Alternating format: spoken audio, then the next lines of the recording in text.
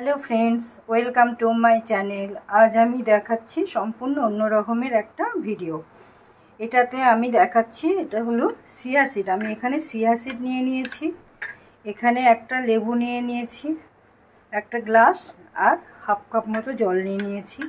আমি প্রথমেই বলি চিয়া সিডটাকে। চিয়া সিড হলো একটা সুপার ফুড, যাতে পটাশিয়াম, প্রোটিন, কার্বোহাইড্রেট, ওমেগা 3তে ভরপুর।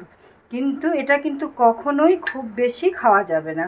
এটা আমরা যখন সারাদিনে যে কোনো সময় খেতে পারি, তবে সব সময় এটাকে ভিজিয়ে খেতে হবে। এটা কিন্তু শুকনো খাওয়া যাবে না, কারণ এটা প্রচুর পরিমাণে জল টানে। এর ফলে কি হয়, এটা যদি আমরা খাই আমাদের খিদেটা কম পাবে, আমাদের ওজনটাও কমবে এবং আমরা সারা দিন তরতাজা থাকতে পারবো। এই যে আমি এটা তৈরি করার পদ্ধতিটা এবার একটু দেখিয়ে দিই। আমি জাস্ট হাফ চামচ নিচ্ছি, এটা কিন্তু শুকনো। এটাকে আমি গ্লাসে নিয়ে নিলাম। এবারে আমি এটাকে কিছুটা জল দিয়ে ভিজিয়ে রাখবো প্রায় 1 ঘন্টা। 1 ঘন্টা পরে আমি এর সাথে লেবুর রস মিশিয়ে খাবো। আপনারা যদি চান আপনারা এর সাথে একটু মধু মিশিয়ে নিতে পারেন, কোনো অসুবিধা নেই। সারা দিনে যখন খুশি তখন খেতে পারেন। আমি সকালে খাই, এটা খালি পেটেও খাওয়া যায়, আবার অনেক সময় কোনো স্মুদি বা পুডিং টাইপের জিনিস বানিয়েও এটা খাওয়া যায়। আইসক্রিমও দেখছি আজকাল এটা পাওয়া যাচ্ছে।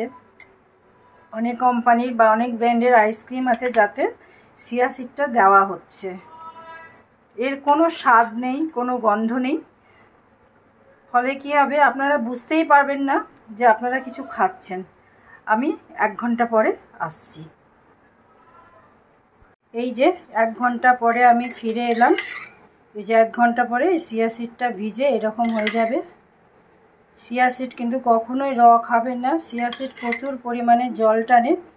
আমরা যদি র খাই, শুকনোটা খাই, তাহলে কিন্তু আমাদের শরীরে জলের ঘাটতি দেখা যাবে। আর কখনোই চিয়া সিড বেশি খাবেন না। শুকনো খেলে হাফ চামচ, ভেজানো 2 চামচ, এর বেশি নয়।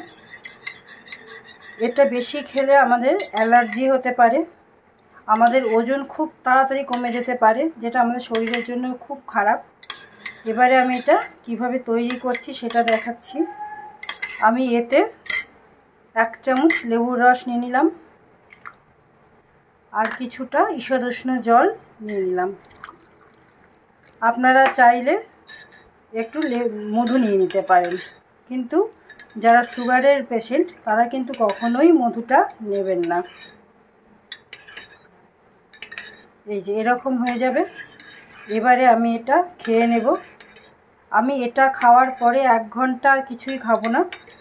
কোনো কিছু খাবার হলে 1 ঘন্টা পর থেকে খাবো। এটা খাওয়ার পরে 1 ঘন্টা আমরা কিচ্ছু খাবো না। কোনো কিছু খাবার দরকার পড়লে আমরা তখন 1 ঘন্টা পরে খাবো, তার আগে আমরা কিছু খাবো না। এটা কিন্তু অতি অবশ্যই মনে রাখতে হবে।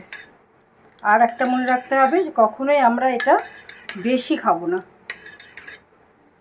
হাফ চামচ, শুকনো হলে হাফ চামচ, ভেজানো হলে 2 চামচ। Thank you for watching my video. আমার ভিডিও ভালো লাগলে অবশ্যই লাইক, কমেন্ট, শেয়ার করবেন, চ্যানেল সাবস্ক্রাইব করবেন। এই যে এবারে আমি এটা খেয়ে নেব।